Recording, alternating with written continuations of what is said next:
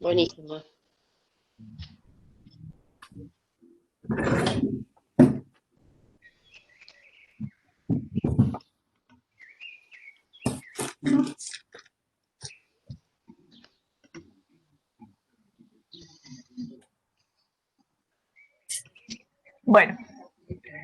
Bueno, chicos, ante todo, hola. Son 23, Marita, recién, ¿eh? Bueno, yo les pedí que estuvieran antes por el asunto De la mesa. de la mesa. Sí. Hola, hola, buenas Hola, tardes. hola, ¿qué tal? ¿Qué tal, Hola. Ana? Pero ya llegamos. Bueno, ¿Cómo va todo? Veo que está en grabación en curso, dice. exactamente. Bueno, hoy lo que vamos a hacer es la última clase teórica del año.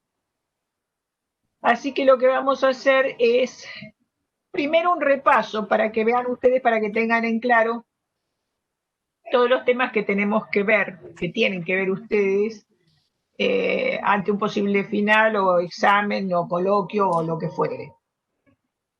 Y además de eso, la última parte va a ser un pautado para el trabajo práctico final. Cualquier cosa ya saben que pueden interrumpirme y me piden explicaciones. Bueno, como se acordarán, empezamos nosotros por Grecia,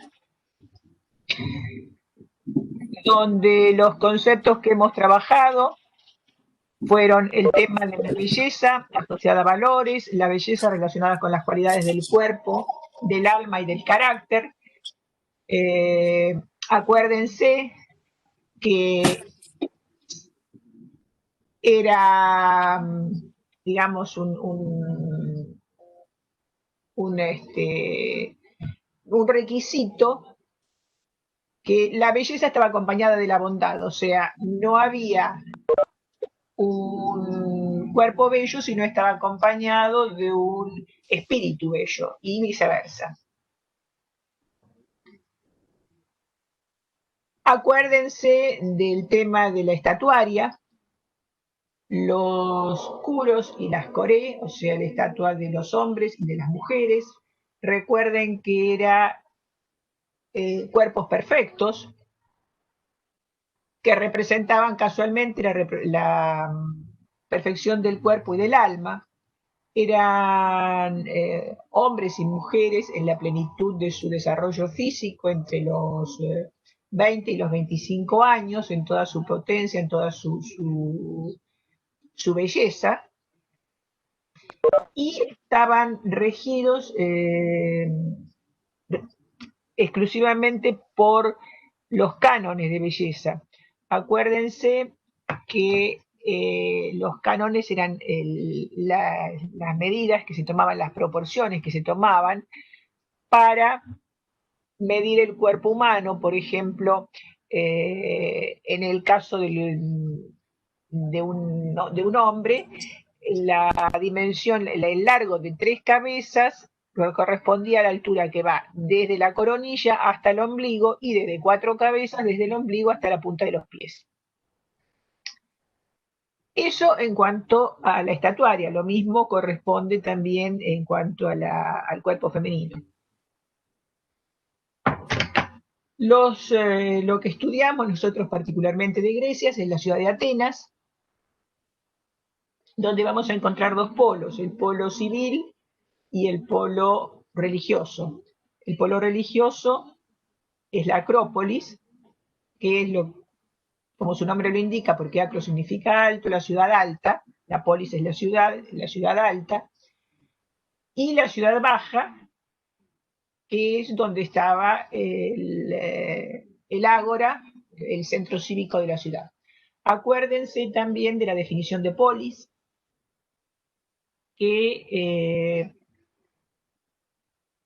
indica el concepto de ciudad-estado.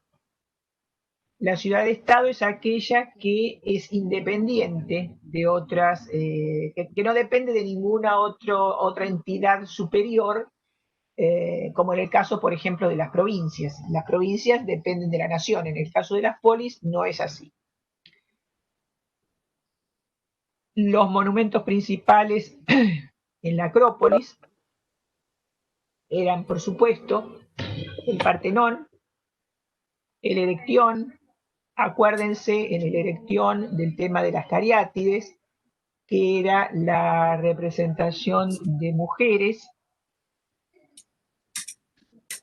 con la función estructural de ser columnas, además. En el Erectión, acuérdense que confluyen 3 templos. El Partenón, bueno, acuérdense de sus partes, acuérdense de su tipología, acuérdense de las correcciones que tiene para que visualmente corresponda a una imagen perfecta. En la ciudad, en la polis de Atenas y en otras también, el ágora representaba el centro cívico, el centro donde confluía la vida ciudadana. En el caso de Atenas estaba atravesada por la vía panatenaica, atravesada en diagonal por la vía panatenaica, que iba a desembocar en los propileos, que era la entrada de la Acrópolis. Las viviendas, en cambio, no tenían demasiada relevancia. De hecho, así como han quedado los templos que fueron hechos con materiales mucho más nobles, como la piedra, por ejemplo, las viviendas estaban hechas con materiales efímeros y de hecho no han quedado viviendas porque no tenían gran relevancia en la vida ciudadana.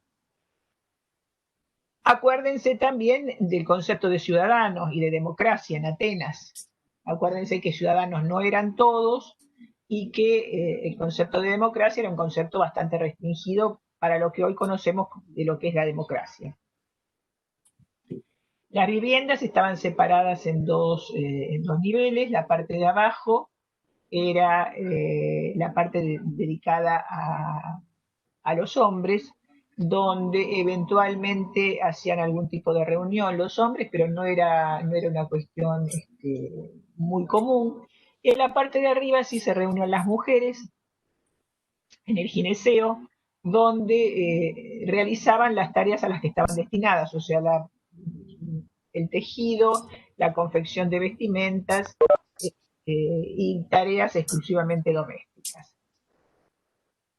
En cuanto a la vestimenta femenina, había 2 tipos de túnicas. Una estaba realizada por medio del peplo y la otra por el quitón. La diferencia entre una y otra era que el peplo era un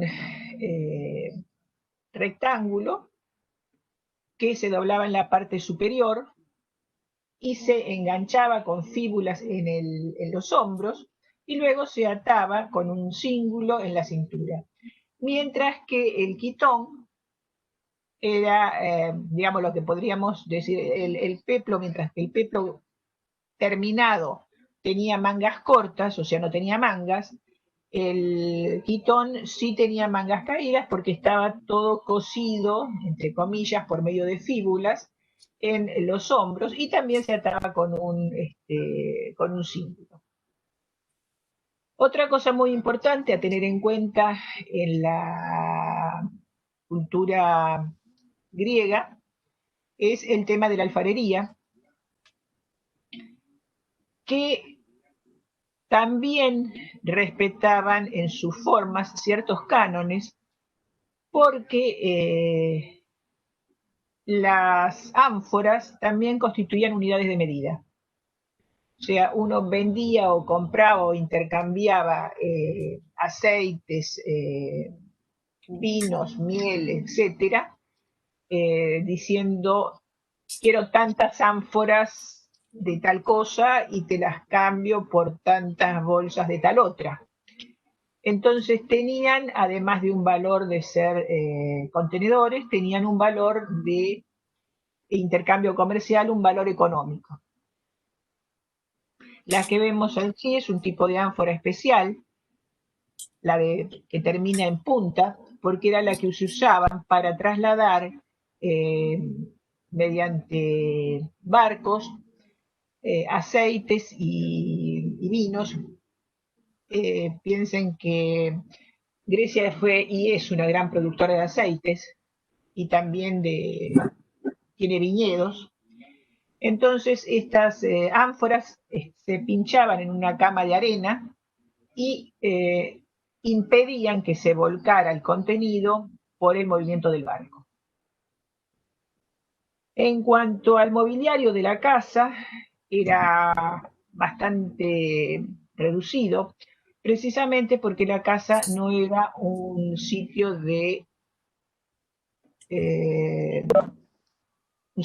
digamos, de contención social, de relaciones sociales. Entonces tenían lo mínimo indispensable, en este caso los drifos, los clismos, que eran las sillas estas, y la clinén, que eran especie de divanes cama donde también se comía. Acuérdense también del tema en Grecia de los teatros.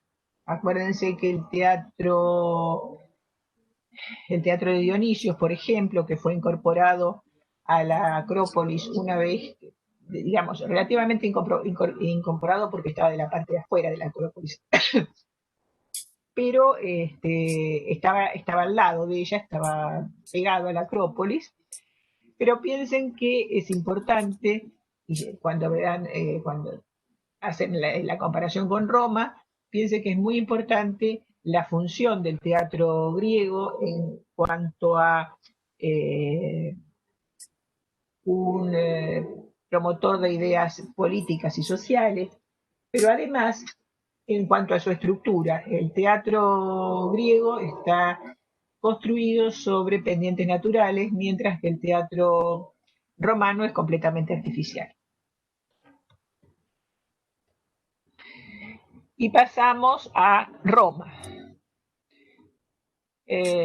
Roma, bueno, lo que tienen que tener en cuenta es cómo llegó a ser Roma, y para ello tienen que recordar, bueno, la fundación mítica de Roma en el año 753 a.C., con toda la historia de Rea Silvia, que deja a los dos gemelos, Rómulo y Remo, que los abandonan en una canasta en el Tíber, son criados por una loba, encontrados por un pastor y fundadores de Roma. En este sentido, tienen que recordar también el tema de lo que es los límites de Roma, lo que es los limes, lo que es el pomerium. El tema de la pelea entre Rómulo y Remo por quién detenta el poder, que va a marcar un poco todo lo que tiene que ver la importancia que tuvieron las leyes en Roma, porque Rómulo mata a Remo porque transgrede la normativa de que no se podía pisar, o sea, el pomerium, una línea imaginaria donde solo podían ingresar una línea imaginaria trazada, mejor dicho, no era imaginaria porque estaba trazada por bueyes, y en los lugares donde se debía entrar a la ciudad de Roma, se levantaba el arado, entonces no hacía surco cuando pasaban con los bueyes, y por ese lado se podía pisar. Remo transgrede esa línea y pisa la línea del pomerium, que era considerada una línea sagrada. Entonces Rómulo lo mata por no obedecer a las leyes. De ahí que queda como en la memoria colectiva el hecho de que todos somos iguales ante la ley, incluso el mismo Remo. Digamos, esta es la explicación un poco mítica de todo esto. Eh,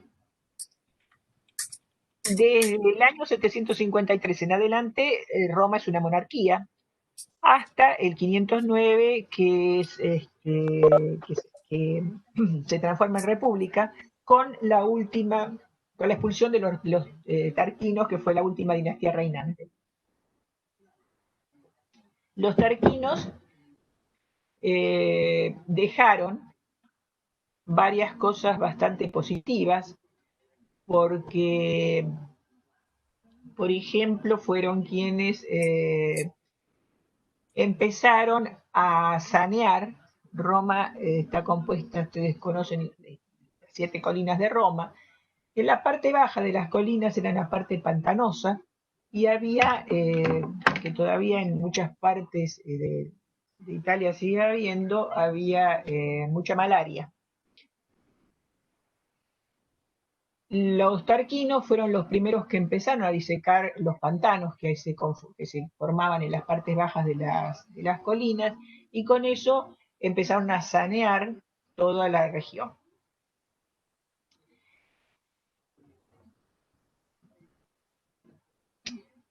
Cuando dejan la república, cuando dejan la monarquía, se transforma en un sistema republicano de gobierno, donde el Senado es el que forma, digamos, el Senado es la cabeza principal del gobierno. Se va a consolidar poco a poco, y hacia ya el siglo IV antes de Cristo, Roma es una ciudad hegemónica que se destaca sobre todo el resto.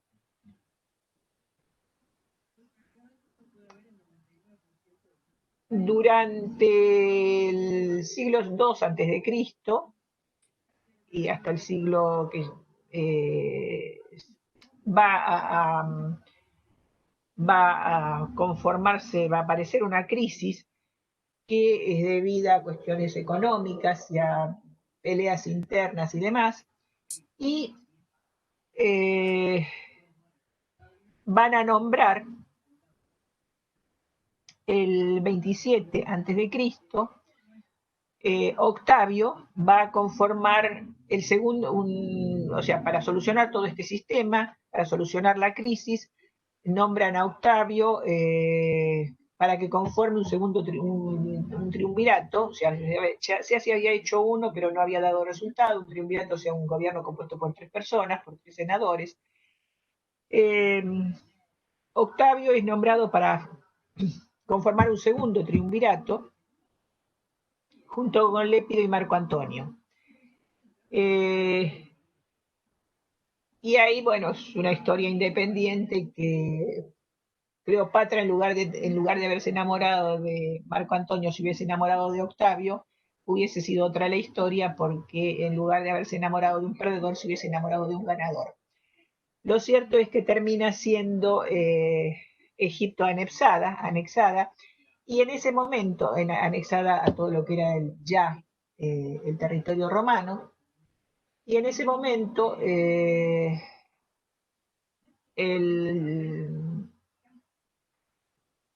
triunvirato se deshace, y queda como único, digamos, como único jefe de gobierno queda Octavio, al cual lo nombran César Augusto.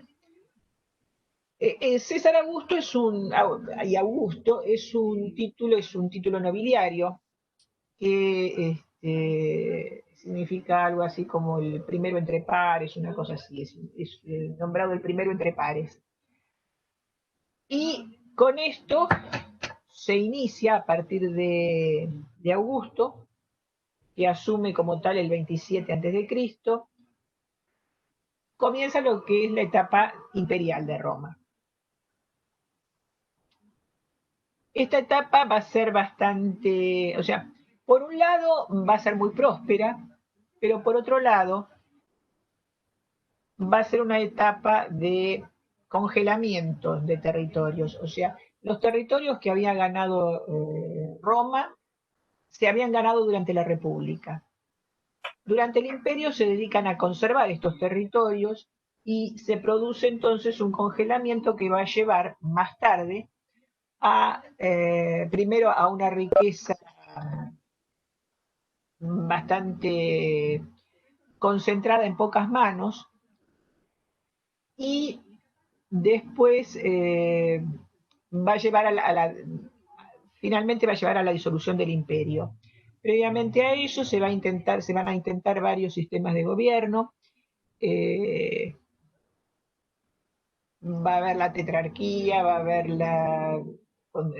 Diocleciano, se van a dividir, etcétera, etcétera, etcétera. Pero el golpe lo va a dar Constantino cuando en el 330 va a trasladar o quiso trasladar lo que era Roma a Bizancio, a lo que más tarde a la ciudad de Bizancio, que más tarde se va a llamar Constantinopla en honor a Constantino. Y va a dar inicio a lo que es el Imperio Romano de Oriente, que va a durar hasta 1453. En el 476 después de Cristo va a digamos, a consolidarse también en los papeles la caída o la disolución de lo que había sido el Imperio Romano de Occidente, con la muerte del último emperador romano. Esto más o menos es resumidamente, en resumen, la historia y a grandes rasgos la historia de Roma. La sociedad estaba compuesta entonces por los patricios, los ciudadanos honorarios, como su nombre lo indica, eran los padres fundadores de la ciudad, los vecinos, los extranjeros, los libertos y los esclavos.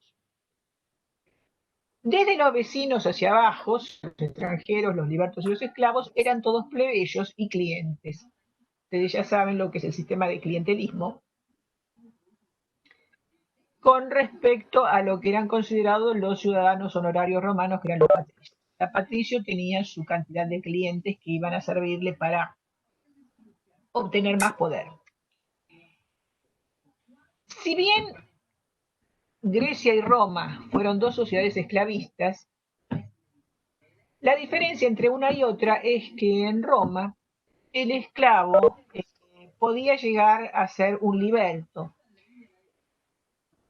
por varias circunstancias. O sea, al esclavo en primer lugar se le debía pagar algún tipo de sueldo, llamémosle así, por su trabajo, sobre todo si hacía trabajos de calidad, como pueden ser, por ejemplo, enseñar, instructor de los hijos de los patricios o médicos o algo así, porque muchos fueron, digamos, mucha de la clase pensante fue captada por Roma y llevado en calidad de prisionero a Grecia, perdón, fue captada por Roma en calidad de prisionero desde Grecia y llevada a Roma, pero estos esclavos, digamos, tenían como un estatus especial, entonces se los daba a familias para que educaran a los hijos y demás. Por eso se dice que Roma conquistó Grecia, pero Grecia conquistó totalmente a Roma. Les decía que en determinados casos se les daba algún tipo de sueldo a los esclavos y ellos a la larga podían comprar su libertad. O bien tenían una fortuna propia ya de antes y compraban su libertad. En otros casos, los dueños de los esclavos, muchas veces en el momento de morir, les regalaban como donación su libertad y entonces pasaban a la categoría de libertos. Estos libertos tenían los mismos derechos que los extranjeros o que los vecinos podían ejercer algún tipo de profesión, podían tener comercios, etcétera, etcétera. Volviendo un poco para atrás, Dijimos que la ciudad de Roma se había convertido en una ciudad hegemónica, la más importante de todas las ciudades del mundo conocido en ese momento. La ciudad de Roma, o sea, la cultura romana, tuvo influencias notorias desde los etruscos, que era una población que se supone que venía de Oriente, pero todavía no está muy claro de dónde llegaban. De los etruscos, los romanos heredaron todos, los etruscos estaban en el territorio, y de los etruscos heredaron toda la parte de rituales. Y eso se vio reflejado en la arquitectura, ya a veces en los importantes pronaos que tenían los templos. De los latinos heredaron, los latinos que eran del Lacio, heredaron el idioma latino, que ayudó a unificar todo lo que fue el Imperio Romano. Y finalmente, de los griegos que estaban ocupando, o sea, acuérdense que los griegos, cuando tenían un número determinado de población en la ciudad, trataban de separarlos en lo que eran las apoiquías y las clereuquías, y de esa manera ocuparon la parte sur de Italia, en lo que es hoy la Magna Grecia. De los griegos heredaron la organización militar y también una forma de economía que quiso Pericles. Acuérdense que en la época de oro de Atenas, su máximo exponente fue el político Pericles, que pensó en hacer una gran metrópoli alimentada con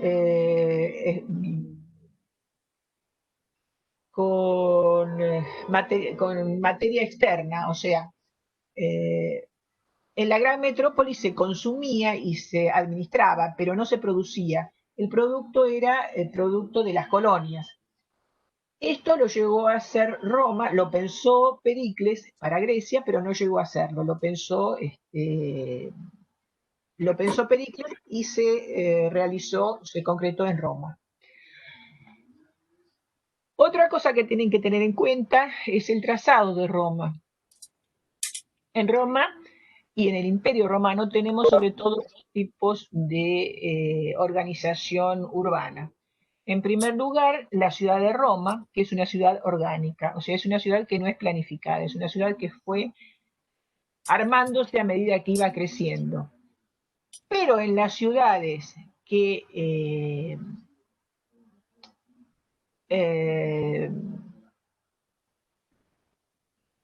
fundaron, pueden ser ex novo, o bien conquistaron y refundaron los romanos, en general impusieron un trazado en cuadrícula, un trazado organizado, donde había dos grandes vías, el Cardo y el Decúmano, que iban a conectar, estas dos grandes vías iban a conectar todo el imperio.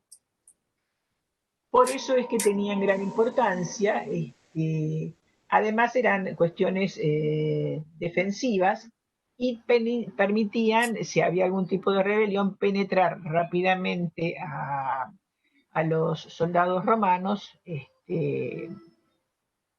y acabar con la sublevación. De los elementos urbanos de Roma, tenemos los teatros, no solo de Roma, sino de las ciudades del Imperio Romano. Tenemos los teatros, uno de los más importantes es el Teatro de Marcelo,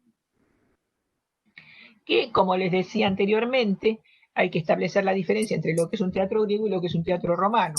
El teatro griego está sobre una formación natural, mientras que el teatro romano es un hecho totalmente arquitectónico, totalmente artificial.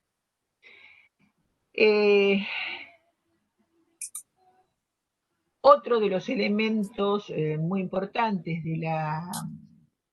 de elementos urbanos eran los anfiteatros. Fíjense que el teatro es un semicírculo, mientras que el anfiteatro conforma el círculo completo. En este caso estamos viendo el anfiteatro Flavio, que era el más importante. Esto, estudienlo, vean, por lo menos sepan más o menos cuáles eran sus partes compositivas. Las termas también eran una cuestión que tenía una función no solo higiénica, sino social, porque y esto va a diferenciar a lo que es la República de lo que es el Bajo Imperio. El Bajo Imperio es la última parte del imperio, ¿no? En el primer momento, en la época republicana, las termas fueron una muestra casi de democracia, porque salvo la división entre hombres y mujeres, que por horarios, supongamos las mujeres iban a la mañana y los hombres a la tarde o viceversa, era el lugar donde confluían todas las clases sociales, o sea, a las termas concurría un senador y concurría un esclavo. Entonces era donde se producía intercambio entre las distintas clases sociales que conformaban la sociedad romana. Y entonces, digamos que hacían una bajada a tierra de los problemas que realmente tenía la gente. Los templos, en este caso el del Templo de la Fortuna Viril, fíjense que tiene muy avanzado el pronaos. Precisamente esto venía de los etruscos, los que le decía, de los etruscos, porque ellos tenían el ritual de leer el vuelo de las aves para determinar la suerte de las batallas o lugares de fundación de ciudades o demás. Entonces era el lugar donde se colocaban los sacerdotes y allí se producían los rituales. Dentro de las ciudades, en la ciudad, en Roma republicana, los más importantes, o sea, el lugar que ocupaba el ágora en Grecia es comparable con los foros romanos, pero los foros romanos tenían funciones específicas. Por ejemplo, en la época, desde la fundación hasta la época republicana, el foro boario, el foro litorium,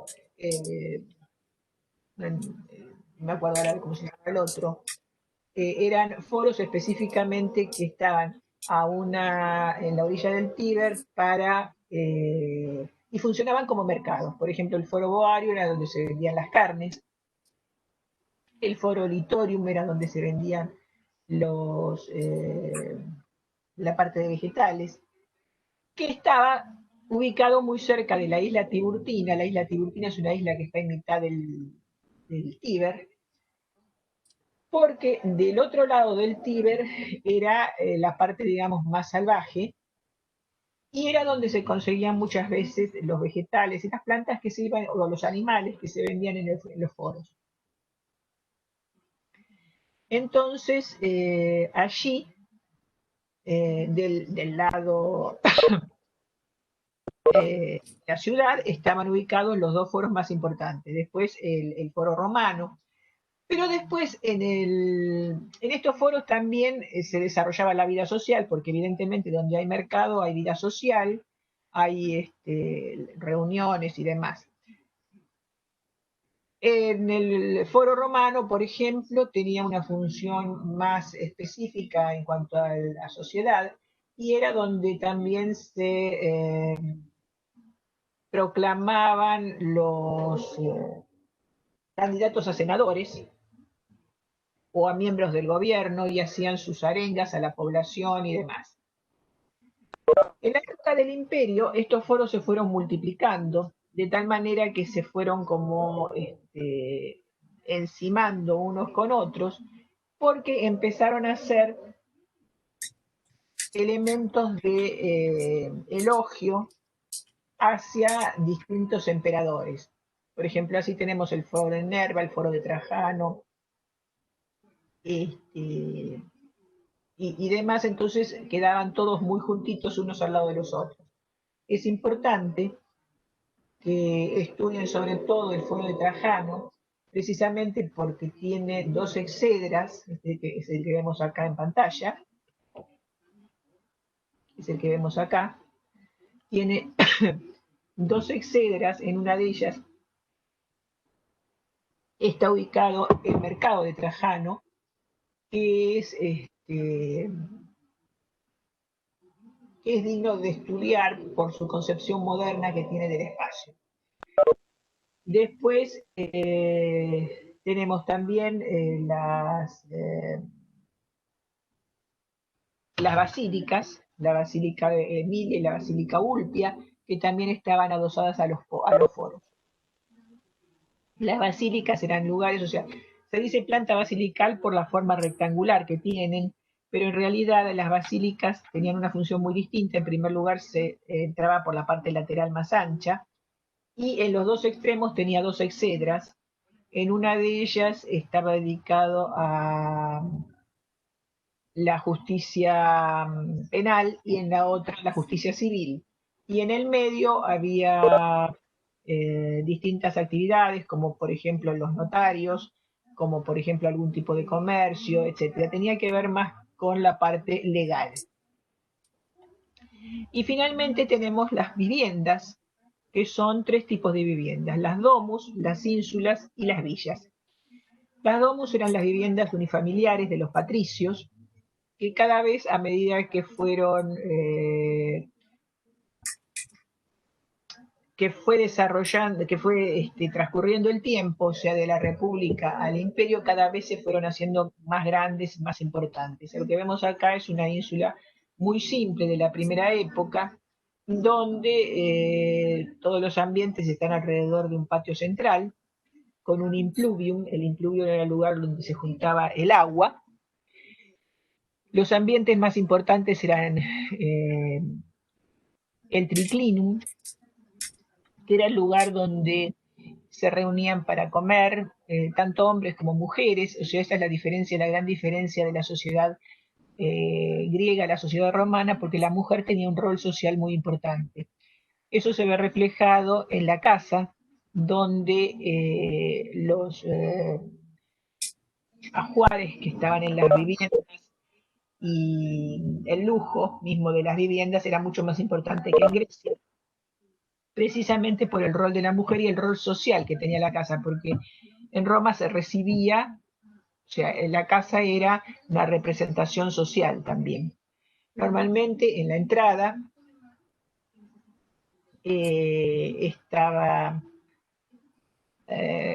estaba rodeada por dos tabernas que muchas veces se alquilaban, o en algunos casos oficiaban como locales donde el dueño de casa desarrollaba sus actividades.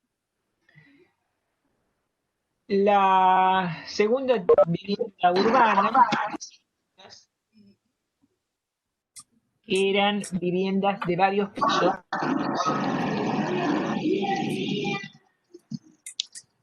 ¿Qué sucede?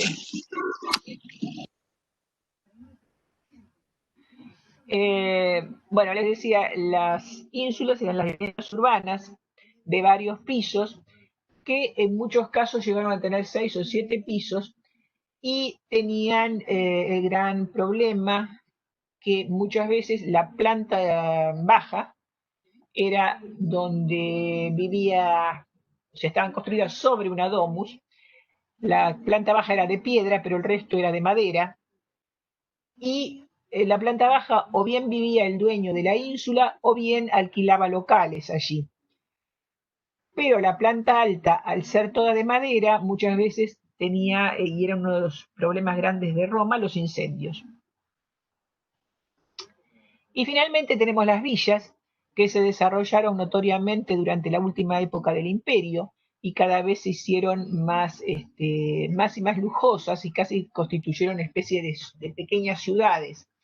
Incluso lo que habíamos dicho de las termas, que antes tenían un sentido casi democrático, en esta época ya esto se perdió, porque las villas pasaron a ser villas con termas particulares y evidentemente las termas particulares entraba quien el dueño quería. En cuanto a la vestimenta, eran túnicas bastante similares a las romanas, a las griegas, perdón, pero la diferencia era sobre todo en las mujeres, en la estola y en la pala. La estola, o sea, la vestimenta en Roma tenía una función social. La estola manifestaba que la mujer estaba casada y si tenían más de 3 hijos podían vestir la estola matronae, que era mucho más lujosa y le daba, era un motivo de orgullo y prestigio. ¿Sí? Y se ponía sobre una túnica de seda o de lino. La pala era utilizada por las matronas, o sea, las mujeres también casadas, era un manto cuadrado de poca extensión que cubría, indicaba el prestigio dentro de la familia. Generalmente se colocaba desde la cabeza, sostenido por el cabello en la parte de atrás, y formaba una especie de velo. En los hombres, bueno, la vestimenta interior, tanto de hombres como de mujeres, era la subúcula. Era una especie de camisón o camiseta larga de lino o de seda. Sobre esto los hombres colocaban la toga, que también determinaba su estatus social. Había distintos tipos de toga, la toga palmata o picta, que era la única que podía estar adornada con bordados de oro y de color púrpura, y la llevaban exclusivamente los cónsules y los pretores, mientras que la túnica pretexta estaba adornada solamente con una franja púrpura y la llevaban los que eran jóvenes, libres de nacimiento, los dictadores, los pretores y los ediles. La toga viril era destinada a los hijos de ciudadanos romanos mayores de 16 años y indicaba que ya podían ejercer cargos públicos. Y la toga cándida, de donde deriva la palabra candidato, era una toga blanca para la persona que se postulaba a un cargo político e indicaba la pureza de su, más que la pureza, digamos, la honestidad con la que iba a ocupar el cargo. Y después la toga pullia, que era la toga de luto. Lo que vemos acá, en la izquierda, es la sala del triclinum. Ustedes se acuerdan que los clinum también estaban en Roma. En este caso, en Grecia, perdón. En este caso se llama la habitación del triclinum porque había 3 de estos clinum.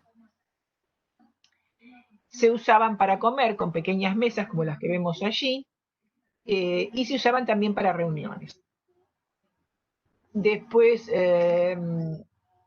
las mesas, que generalmente eran de 3 patas, la silla curulis, que era una especie de banqueta, los braseros, lámparas de aceite y de hierro, etc. Eran todos adminículos empleados normalmente en las viviendas. Bueno, Bizancio. Habíamos dicho que Constantino quiere trasladar a Roma a lo que es la ciudad de Bizancio, elegida allí porque era un punto estratégico entre lo que es Oriente y lo que es Occidente.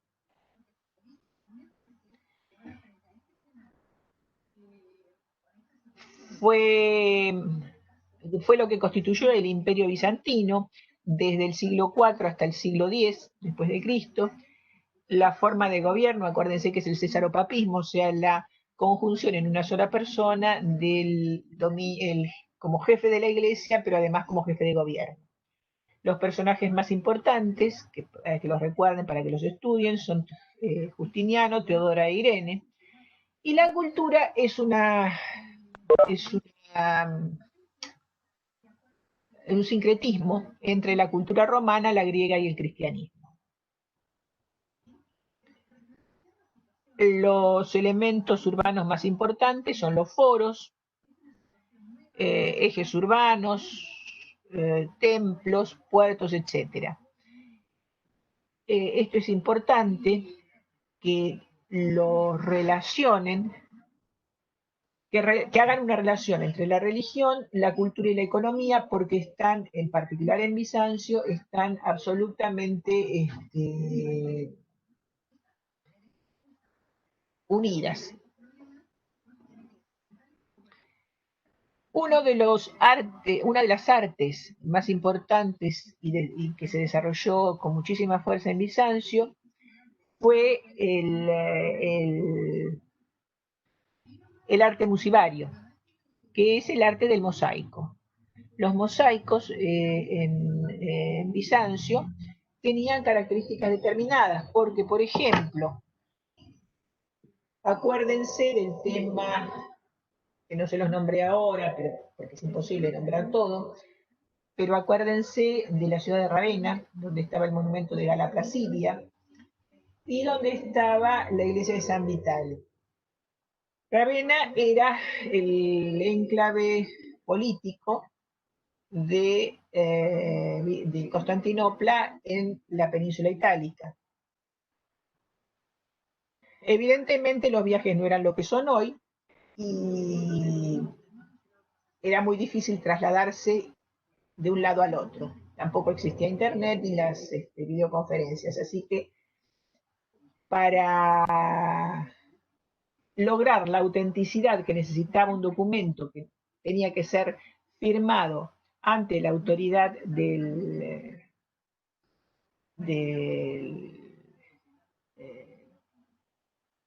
ante la autoridad del gobierno, entonces lo que se hacía era representar en mosaicos, en este caso era Justiniano con toda su corte, y cuando se firmaba un papel con determinados rituales delante de la figura de Justiniano, tenía tanto valor como si se lo hubiese firmado delante de él.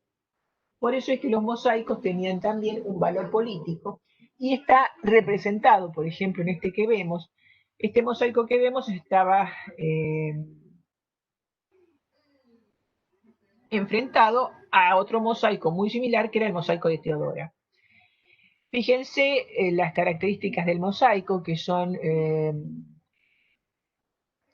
si ustedes se acuerdan, lo que es ser isocefálico, o sea, tienen todos la misma altura de cabeza, pero indudablemente la figura de Justiniano es la figura que está en el centro, que además, fíjense que es el único que tiene zapatos rojos y que por otro lado le está pisando el pie al general que está a su costado, y esto es para indicar que el que manda es él, por más que el otro sea general.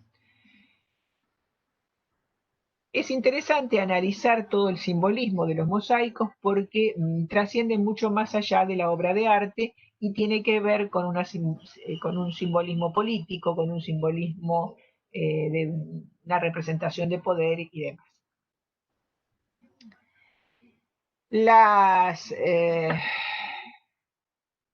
En arquitectura, bueno, es indudable tener a Santa Sofía como referente, o a San Vitale, donde la estructura de descarga la descarga estructural es uno de los ejes de Santa Sofía, o sea, la cúpula central que va descargando en semicúpulas a manera de cascada y llegan a los contrafuertes y se sostienen allí y descargan en el piso. En el caso de Santa Sofía es una planta híbrida, es una planta centralizada, pero es centralizada, pero al mismo tiempo es alargada. O sea, por eso decimos que es una planta híbrida. En la solución original de las pechinas, acuérdense de qué se trata. la descarga del peso mediante las cúpulas, el lujo interior y la austeridad exterior. San Vitale, que es un espacio octogonal en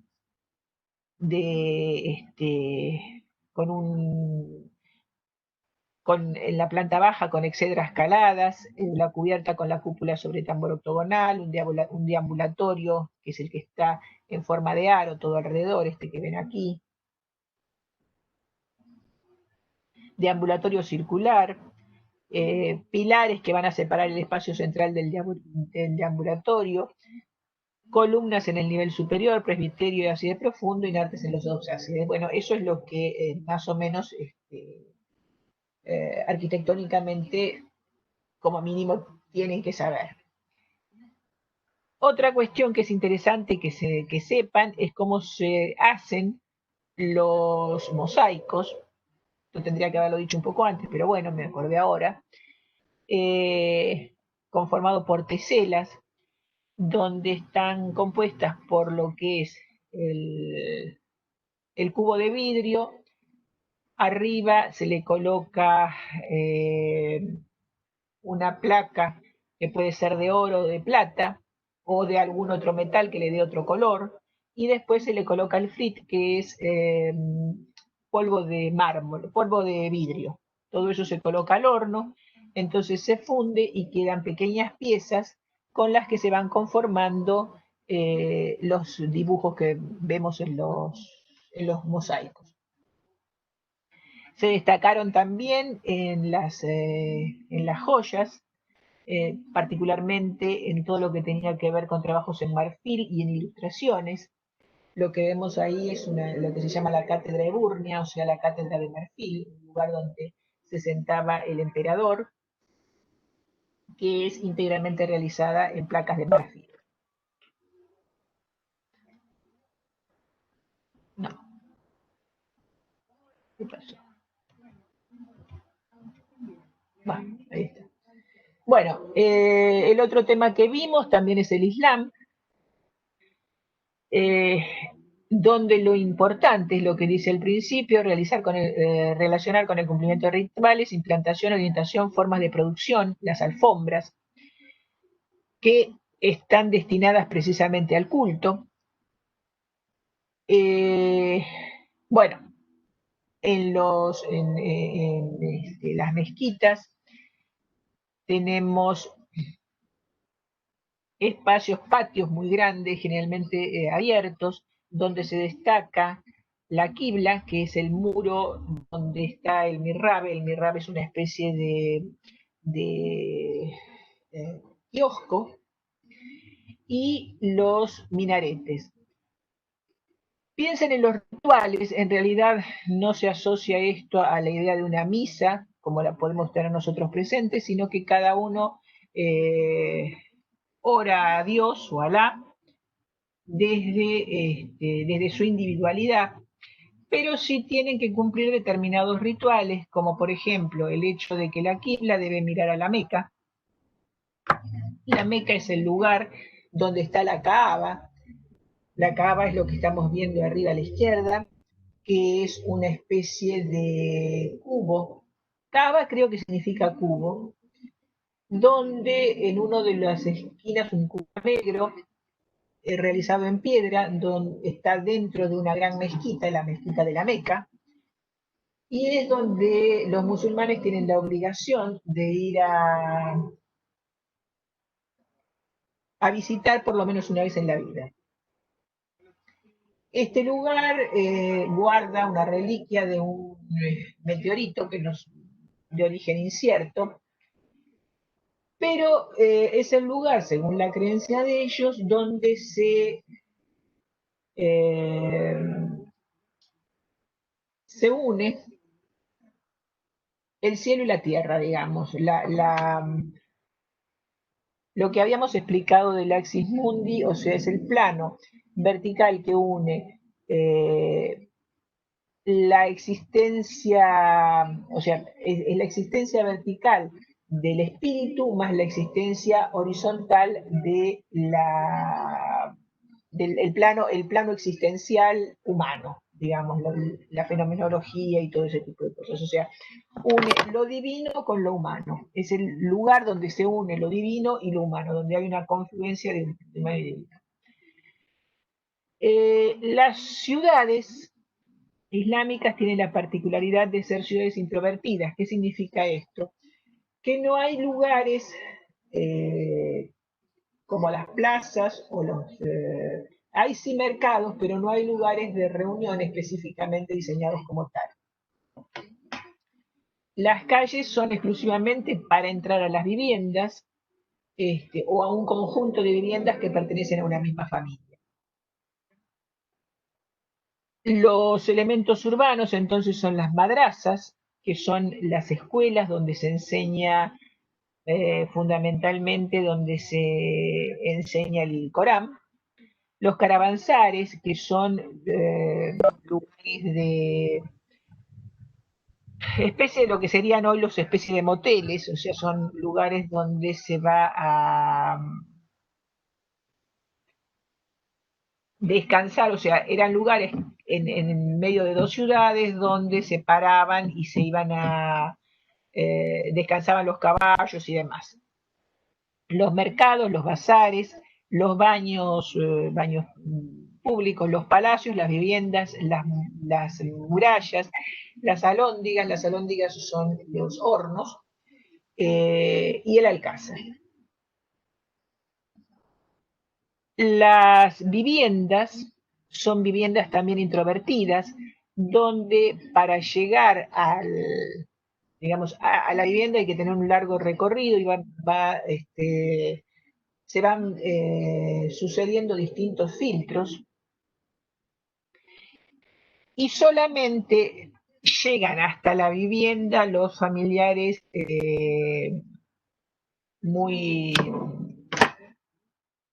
los familiares muy íntimos, que generalmente, bueno, las mujeres no las ven porque las mujeres están en la parte del gineceo, que es la parte superior. Están las habitaciones, en la parte de abajo está el acceso, el vestíbulo, el patio y la fuente, y las habitaciones de los hombres. En la parte de arriba están las habitaciones de las mujeres. En cuanto a los objetos importantes, como decíamos, son los tejidos, las alfombras, con sus partes compositivas, el medallón central, el campo donde está el medallón central, los esquineros, el borde interno, el borde principal y el borde externo. Son las alfombras que se usan para los rezos diarios. Hay dos tipos de tejidos, que son los que vemos acá, el turbaf y el farbak, que son distintas formas de anudado de los hilos. Los objetos, había muchos objetos que tenían que ver con la relación entre las técnicas y las ciencias, porque ellos estudiaban mucho el trayecto de las estrellas, el trayecto de la luna, etcétera, etcétera. Entonces eso producían mediciones con distintos tipos de objetos. Y la vestimenta, que son distintos tipos de elementos, por ejemplo el hijab, que es el velo que cubre la cabeza y el pecho, la burka, que es la que cubre la totalidad, que abarca todo el cuerpo, el chador, que es usado por las mujeres iraníes fuera del hogar, es una especie de manta que cubre también todo el cuerpo. Y llegamos a la Edad Media en Occidente. La Edad Media en Occidente comienza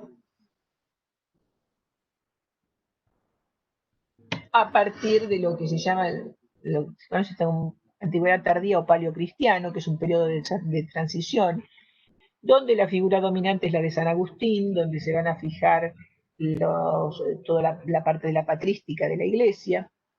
Después la Edad Media propiamente dicha, donde se consolida el feudalismo, y la Baja Edad Media, que es el desarrollo de la burguesía, con Santo Tomás. La sociedad estaba dividida fundamentalmente en laicos y clérigos, Los laicos eran la nobleza y los villanos, no porque fueran malos, sino porque vivían en villas.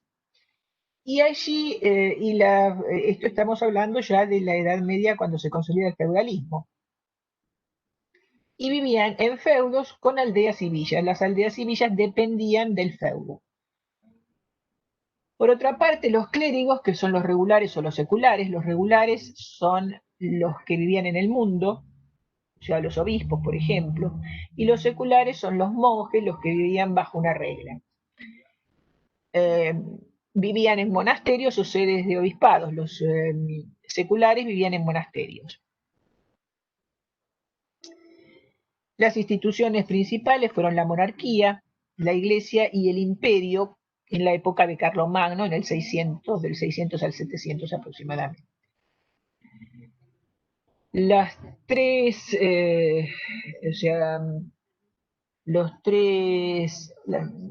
digamos, las tres órdenes representativas, que en realidad todas derivan de los benedictinos, son benedictinos, los clunianenses y los cistercienses.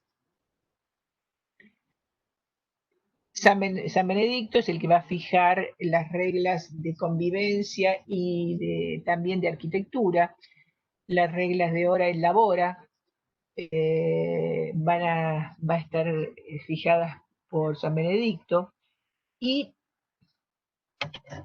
después los clunianenses y los cistercienses han sido modificaciones de estas reglas. Estudien la ubicación de cada uno de ellos, de los clunianenses y los cistercienses, y qué características tuvieron cada uno de ellos. El estilo que acompañó toda esta época es lo que se conoce como el estilo gótico, desarrollado, primero el románico, desarrollado a partir del siglo IX, X, que era un estilo muy cercano a lo que eran los feudos, un estilo defensivo, muy pesado, y después el estilo gótico, que fue entre los siglos XI y el siglo XIII. El estilo gótico, así también como el románico, no fueron uniformes. Cada región le va a imprimir su impronta y van a tener un desarrollo bastante simultáneo, sobre todo el gótico, entre España, Francia, Italia y Alemania. El gótico es por esto considerado como el primer estilo internacional, porque si bien cada lugar le imprimió su impronta, sin embargo había lecturas que eran similares, había un lenguaje que era común a todos ellos. O sea, hoy todavía reconocemos el estilo gótico con sus variaciones en cualquier parte de Europa que vayamos. Bueno, los principales difusores de este estilo fueron Cluny y Sisters, y las peregrinaciones a Santiago de Compostela, perdón. ¿Por qué Cluny y Sisters? Porque fueron los que se situaron en distintas partes del territorio con fines defensivos y de desarrollo.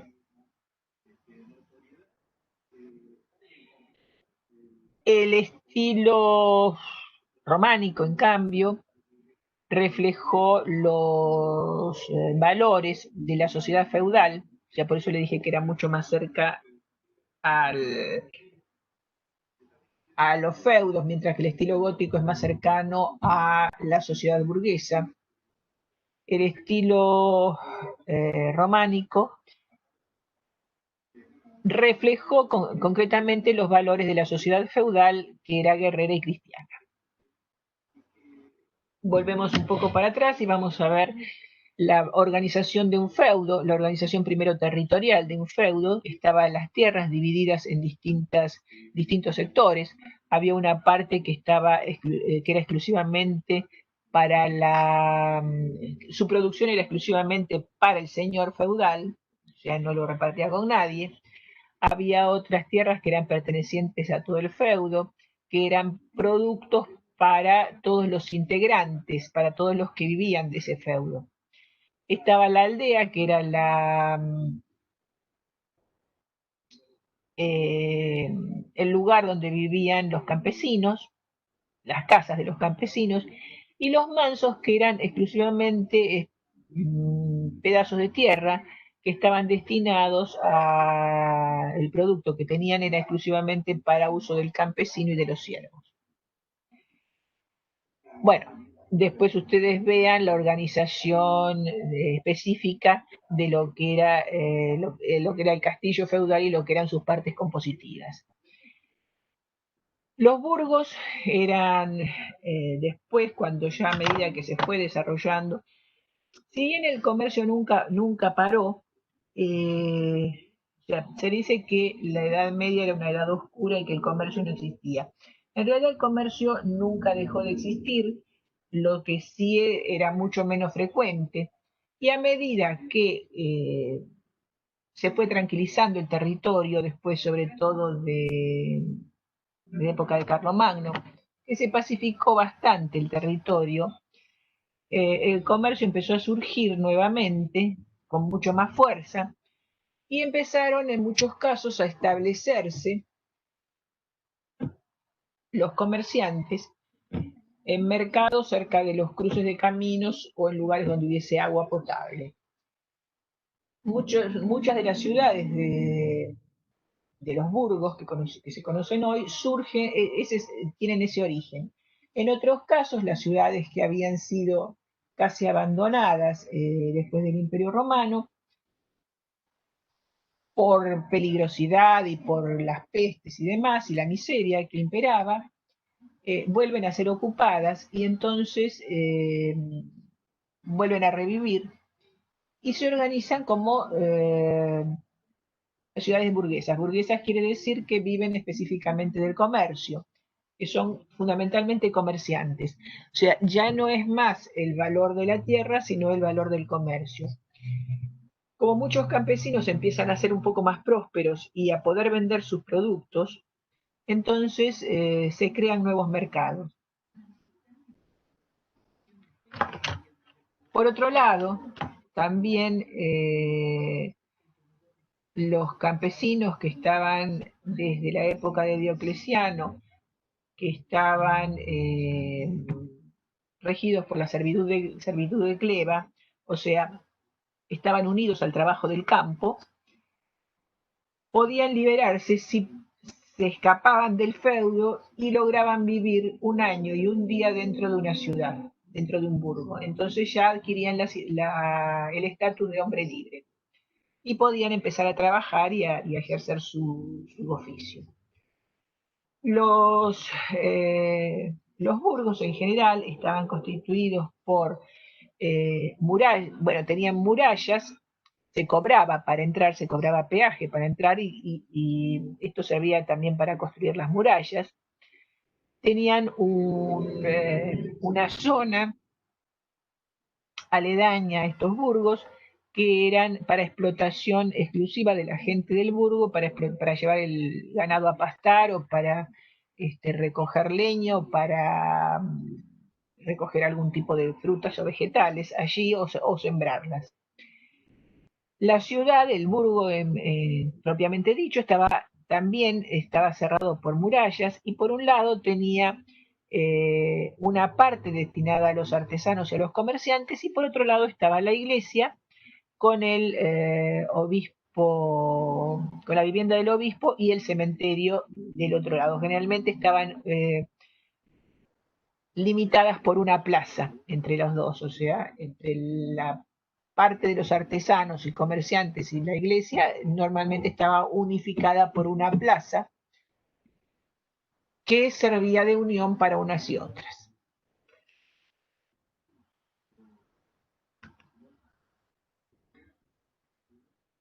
Los burgos tenían la característica de tener una economía abierta. Esto quiere decir que estaban relacionados con el comercio y comerciaban sin demasiados problemas. Era una sociedad urbana. Fue el nacimiento de lo que conocemos como la burguesía hoy. Y los centros de poder son el rey, la alta burguesía y la iglesia. Generalmente la alta burguesía, depende de cuán alta fuera, le disputaba su poder al rey. Tenían un sistema impositivo bastante justo, porque con ese sistema impositivo defendían la ciudad y mejoraban su ciudad. Entre otras cosas, por ejemplo, con el sistema impositivo y el sistema de limosnas, se levantaban las grandes catedrales que identificaban al lugar.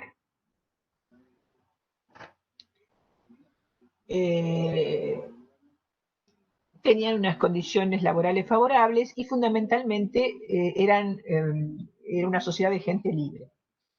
Los elementos urbanos eran las catedrales, los gremios que estaban en lo que se conoce como las lonjas, que eran edificios, bloques rectangulares muy largos alrededor de la plaza, que eran los lugares donde se defendían a los trabajadores y muchas veces se enseñaban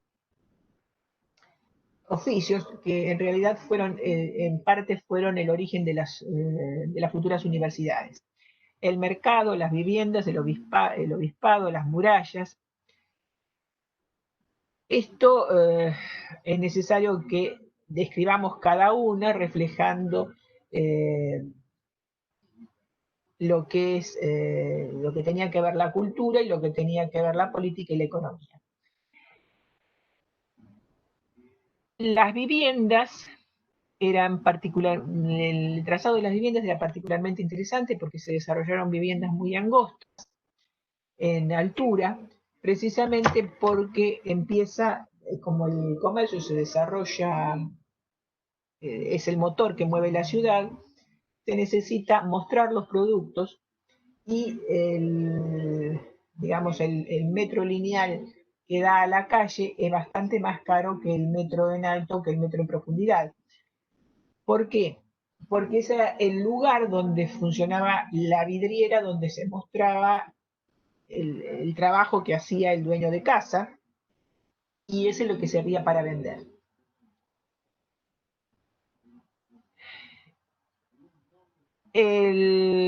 Los mobiliarios son bastante más complejos. Los ambientes, sobre todo estos mobiliarios que vemos acá, tienen más que ver muchas veces con los castillos medievales que con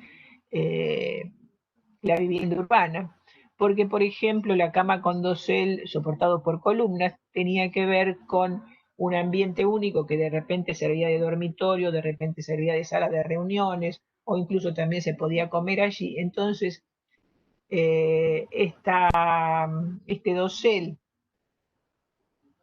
de donde estaban colgadas las cortinas servía como un lugar, se cerraban las cortinas y tenía cierta privacidad a la pareja, y también además creaba un microclima interno porque era el clima bastante frío, entonces servía para crear un microclima, una especie de pequeño dormitorio, y además protegía de algún tipo de bichos, de alimañas y demás que andaban dando vueltas por ahí.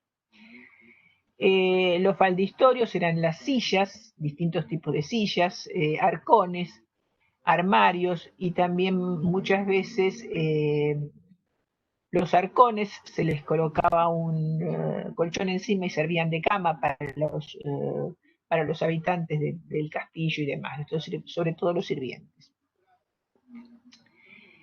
Las telas fueron poco a poco siendo más suntuosas, sobre todo cuando las cruzadas trajeron de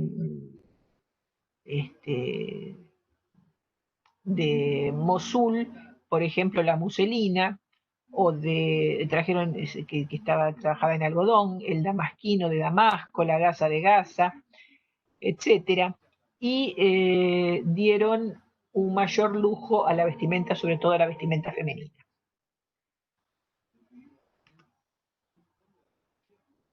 Bueno, empezamos con lo último que hemos visto, humanismo, renacimiento y barroco. Los personajes más importantes son Dante, Boccaccio, Petrarca, Erasmo, Maquiavelo y Castiglione, esto lo hemos visto ya. Desde 1453 en adelante vienen las influencias bizantinas, sobre todo porque Bizancio ha caído en manos de los turcos. Entonces,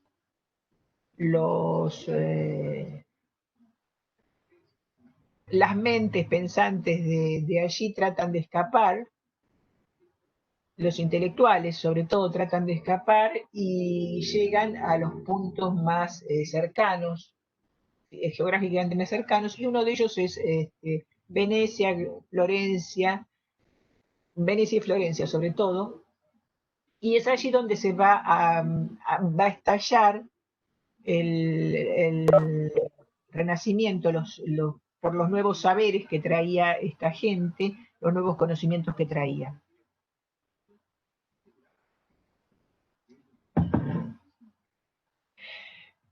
Hay esta nueva consecuencia, o sea, por otro lado, también acordémonos de que para esta época se va a producir también el descubrimiento de América, lo que va a traer una nueva perspectiva sobre el mundo, y va a liberar el pensamiento de una estructura muy rígida que estaba dada por la escolástica medieval, y sobre todo a partir de Santo Tomás de Aquino va a empezar una nueva forma de entender la religión a partir de la búsqueda también de la verdad y de la investigación. O sea, se nos abría la mente para empezar a investigar, para empezar a pensar y buscar a Dios a través de la verdad.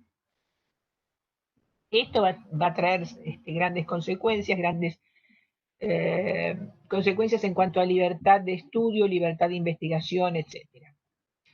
Acércate al micrófono. Ya. Bueno, ahora, ¿ahí? Ahí mejor. Bueno, les decía, esto se va a ver reflejado sobre todo en las artes, que va a tener un profundo cambio desde la temática, donde va a pasar de lo religioso a lo profano, como lo vemos en este caso, por ejemplo, el pasaje de las imágenes santas a, por ejemplo, los desnudos, como el de Jean Van Eyck. La belleza va a estar dada, bueno, va a tener que ver con las proporciones, con los cánones, o sea, va a retomar el ideal de belleza grecolatino. Va a haber un desarrollo de la perspectiva, una utilización más rica del color. Y los artistas van a ser reconocidos, van a empezar a firmar sus obras y van a tener que utilizar también sus conocimientos científicos en el desarrollo, por ejemplo, de la perspectiva y en muchos casos, de las investigaciones que ellos hagan, las van a reflejar en sus obras. En la ciencia va a haber un gran desarrollo de las matemáticas, la física, la astronomía, el estudio de la historia y la comprensión científica. Bueno, como decíamos antes, la comprensión científica de la perspectiva, con aplicación de principios matemáticos, van a haber tratados sobre dibujos, sobre perspectiva, etc.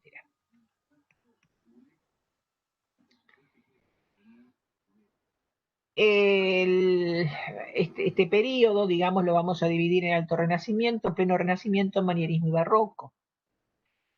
Del Alto Renacimiento vamos a ir desde Giotto, con los finales de la Edad Media, a Brunelleschi, y en estos 100 y pico de años de diferencia vamos a ver una mayor humanización en las figuras. Fíjense en las figuras de estos dos Cristos.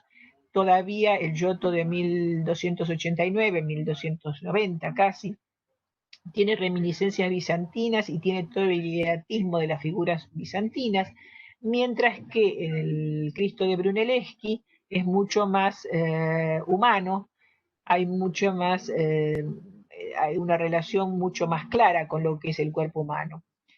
Después, también en el pleno Renacimiento, vamos a ver el paso de, por ejemplo, la Virgen del Prado de Rafael, donde todavía vemos claramente digamos, la inscripción en un triángulo equilátero, un ropaje bastante sencillo, hasta 50, casi 40 años más tarde, vamos a ver la importancia del detalle, la importancia del vestido en este cuadro del Broncino, por ejemplo, donde ya el tema del triángulo, ya no está más la figura encuadrada en un triángulo, sino que es mucho más libre, pero además la riqueza del ropaje es completamente diferente. En el manierismo vamos a tener un manierismo, decimos por definición, que es incómodo. Entonces vamos a ver las figuras muy rígidas, figuras con posturas casi imposibles o coloridos imposibles.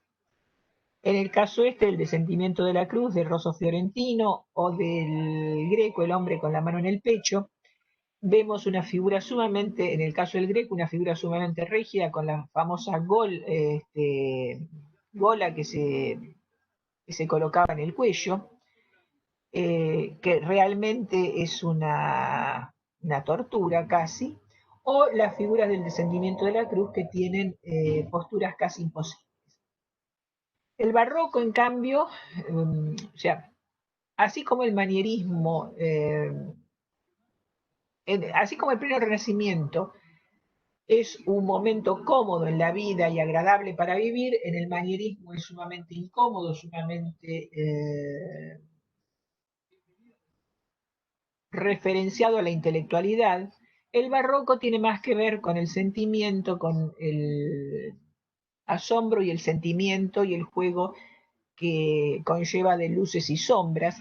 En este caso, el Caravaggio es un maestro del juego de luces y sombras, o Rembrandt, también con figuras quizás muy sobrecargadas.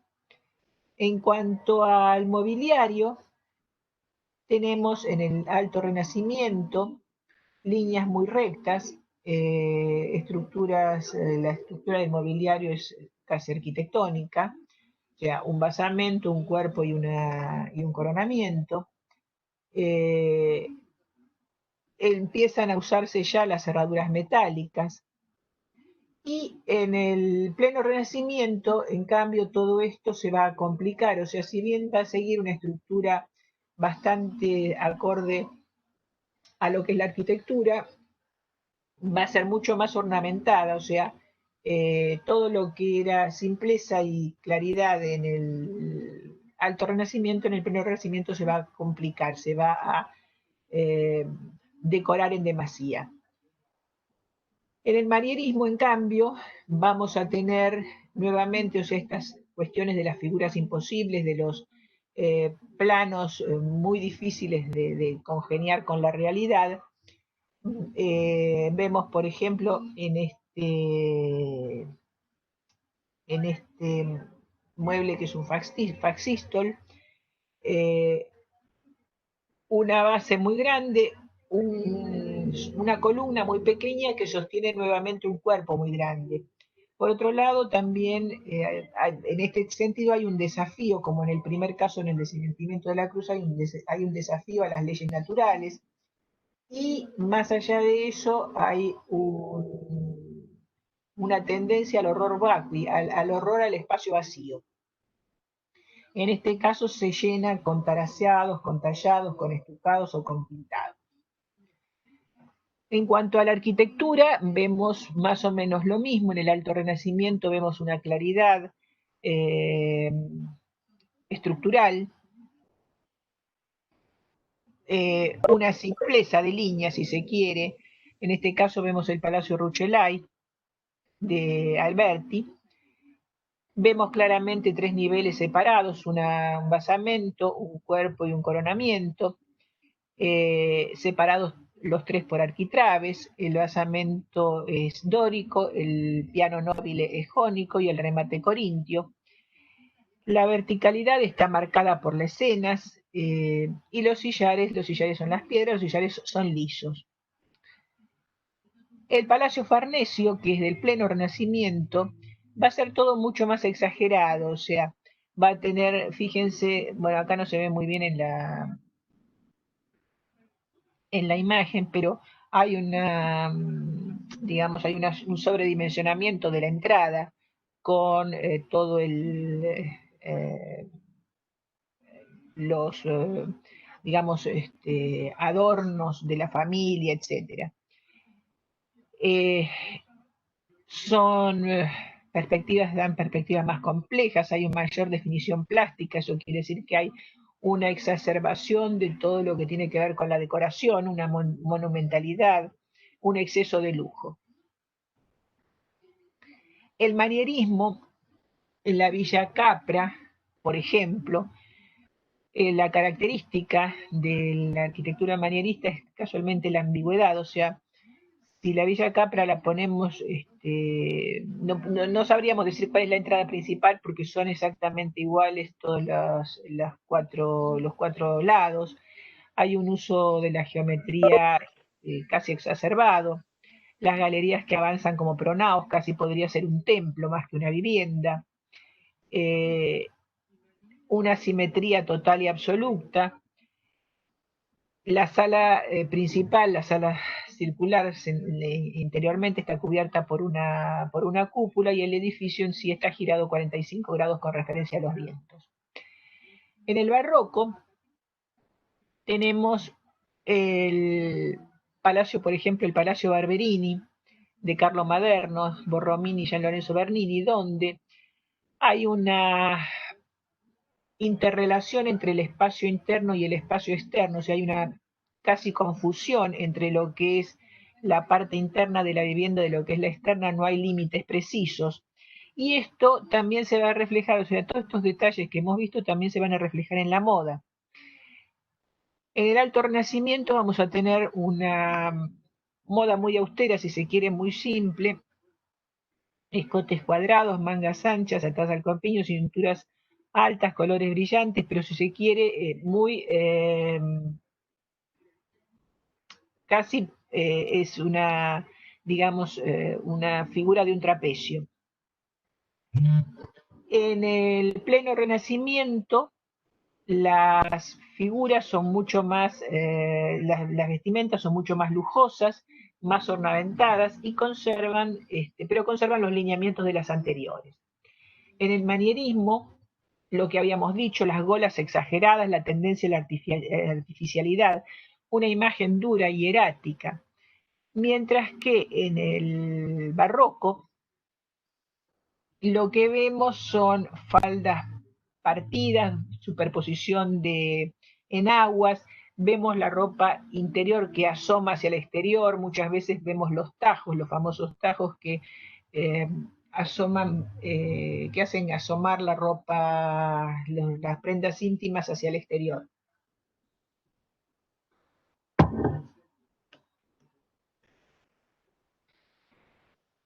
Y acá, en realidad tendríamos que casi terminar la clase, pero lo que viene ahora tiene que ver con el trabajo práctico, por eso quería redondear esta parte con lo que es para mí un lugar en el mundo, que tiene que ver con ese axis mundi que en el Islam es la Kaaba. En este sitio para mí sería el lugar donde confluye, digamos, el cielo y la tierra con bueno, en primer lugar vemos la Plaza de San Pedro, vemos la columnata del Bernini, pero vemos en el interior de la iglesia de San Pedro la cúpula de Miguel Ángel, el baldaquino de Bernini, y en la parte inferior del baldaquino de Bernini está lo que se considera la tumba de San Pedro. Vamos a ver ahora muy brevemente unos lineamientos que tienen que ver con el trabajo práctico que ustedes van a hacer. Para eso es importante que tengan en cuenta el concepto de tipo y modelo. El tipo es el objeto ideal que reúne los caracteres esenciales de todos los seres de igual naturaleza. Da obras que no se asemejan entre sí. Esto grábenselo. El modelo, en cambio, es aquel objeto concreto que puede repetirse copiando todas sus partes. Todo es preciso y está dado en el modelo. Todo es más o menos vago en el tipo. Esto es de un historiador Quatrember de Quincy. Por ejemplo, nosotros podemos usar la mímesis, el concepto, los rasgos u otros para hacer el nuevo trabajo práctico. El modelo, por ejemplo, tenemos dos uniformes, el uniforme de estos dos chicos que van a una escuela, los uniformes son exactamente iguales, o sea, no hay variación. En cambio, por ejemplo, fíjense en esta columna y en el frasco de Givenchy de organza de Givenchy. Toma rasgos, no es la columna, pero nos hace acordar a la columna.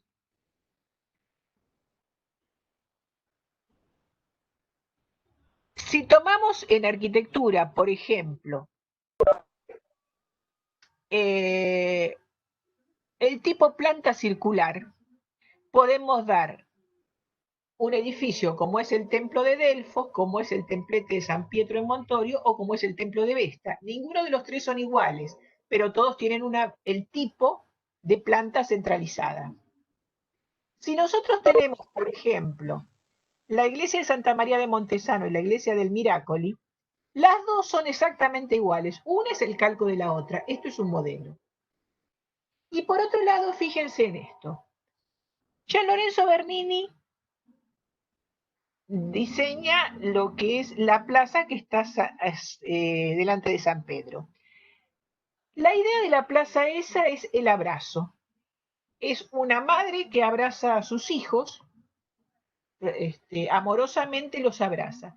Entonces, estos dos, la columnata lo que hace es tomar el concepto del abrazo, como vemos arriba, el abrazo materno, que con sus dos brazos encierra a todos sus hijos.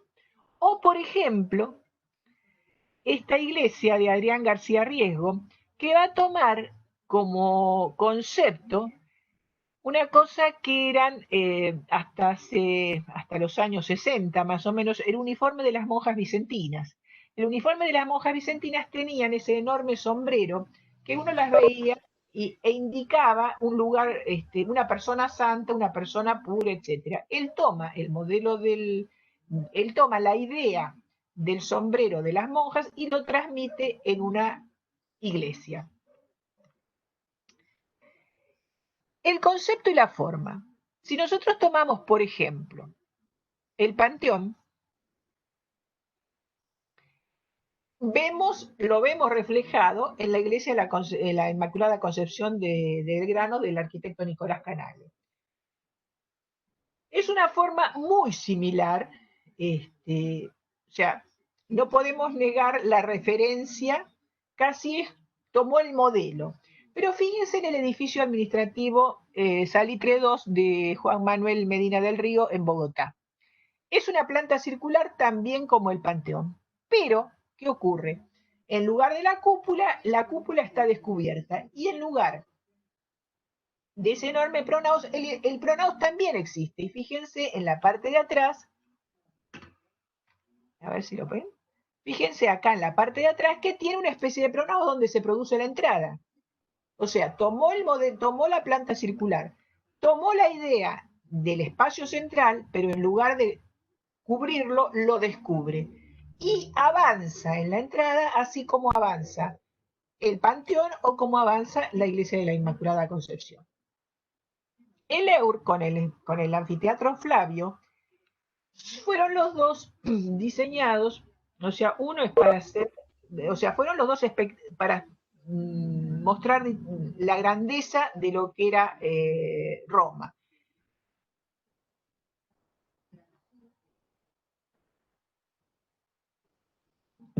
El Eur de Marcello Piacentini fue para mostrar la grandeza de Roma en la época del fascismo. ¿Qué toma? Elementos, toma los arcos y los traduce en lugar de ser una planta circular, es un cubo. Y lo va repitiendo, así como se repiten los arcos en el anfiteatro Flavio, se repiten también en el Eur, pero en un espacio cúbico. Por otro lado, tenemos también, esto lo podemos tomar en la moda. Por ejemplo, este es un vestido netamente barroco. ¿Por qué? Porque toma el concepto del barroco, colores indefinidos, límites indefinidos, superposición de faldas, etc. El gótico, también otro modelo, era un modelo de Versace. El otro de Narciso Rodríguez toma la verticalidad y el colorido del gótico.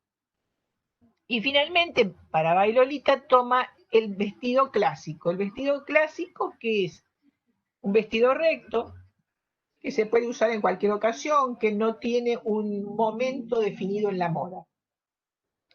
O podemos tomar también la idea más literal de, desde una túnica griega, traducirlo a un modelo que es muy similar, ya casi como modelo de la túnica griega, traducido a una imagen moderna.